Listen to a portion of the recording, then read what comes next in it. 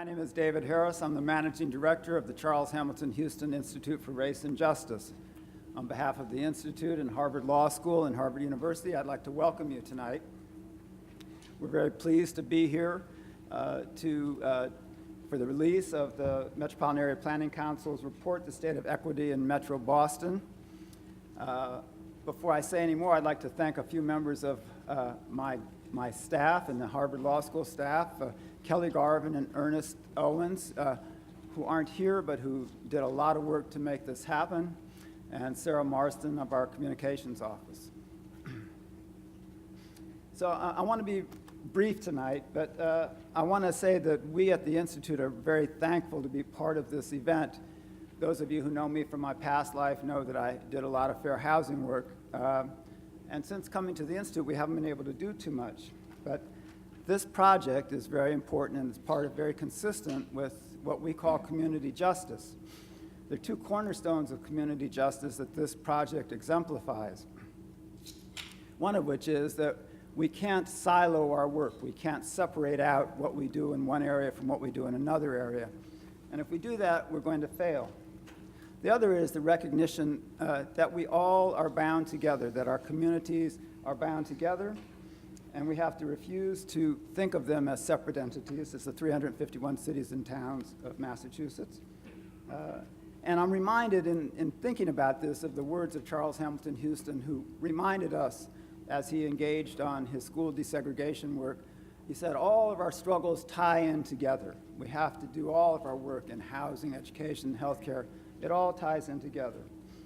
I'm also reminded of Martin Luther King's admonition that injustice anywhere is a threat to justice everywhere. So although we at the Institute find the findings of this report sobering, we're heartened that the report, released in the name of 101 cities and towns of the region, all of which belong to MAPC, has focused attention on the critical question of the differential distribution of opportunity across the region, and has taken a step toward creating a set of metrics and measures that we can use to assess our progress toward eliminating those differences.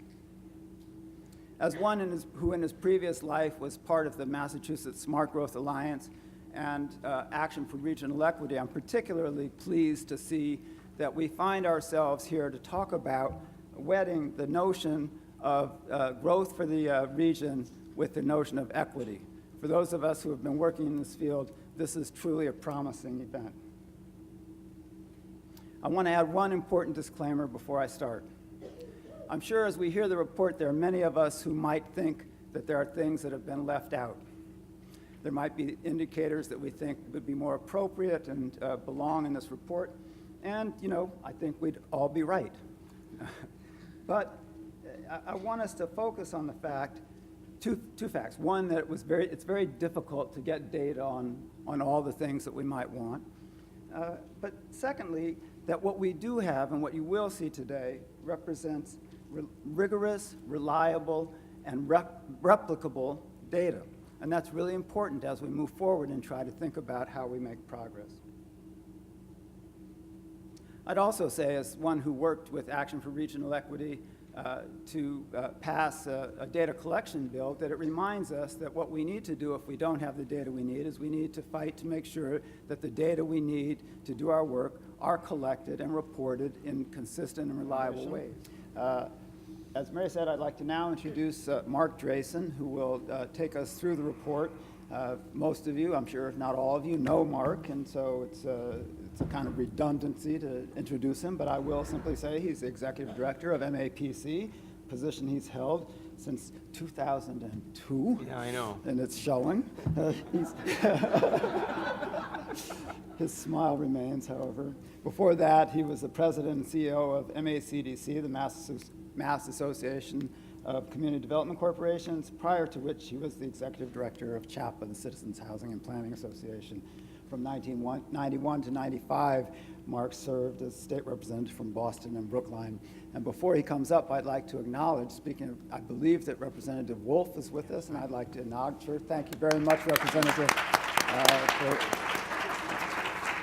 for joining us. Oh, I'm sorry, and also Representative Holmes is here. Where's Representative Holmes? Thank you so much. Thank you for being here. We appreciate you coming out. With no further ado, Mark, it's all yours. Good evening. Thank you very much, David. I appreciate enormously the Institute and the law school hosting us at this evening's event. What, y'all going to abandon me up here? Is that it? Or... No, that's usually the case. And I want to particularly thank Mary Skelton Roberts. First of all, because, and the lesser point is that the Barr Foundation funded most of this research and made it possible for us to do the work. The main reason I'd like to thank Mary is for coming back to Boston. Thank you very much. We're very, very lucky to have you.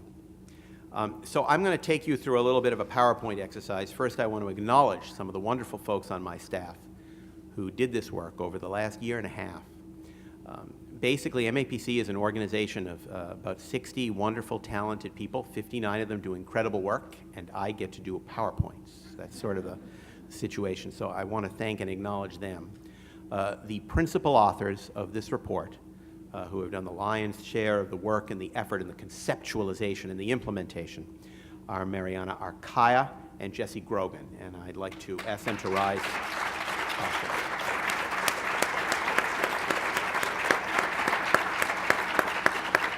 I am really standing on their shoulders this evening. The work was also overseen by Amy Cotter, who is our Director of Regional Plan Implementation, and Holly St. Clair, who is the Director of our Data Services Department and Metro Data Center.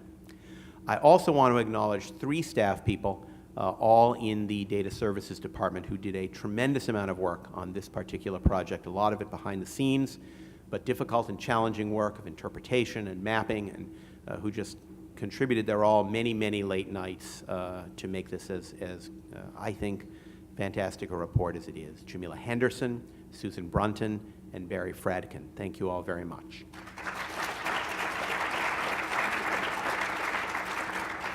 And lastly, I would note that although they are too numerous to mention or to name, we had a wonderful and active advisory committee that worked on this project from the very beginning.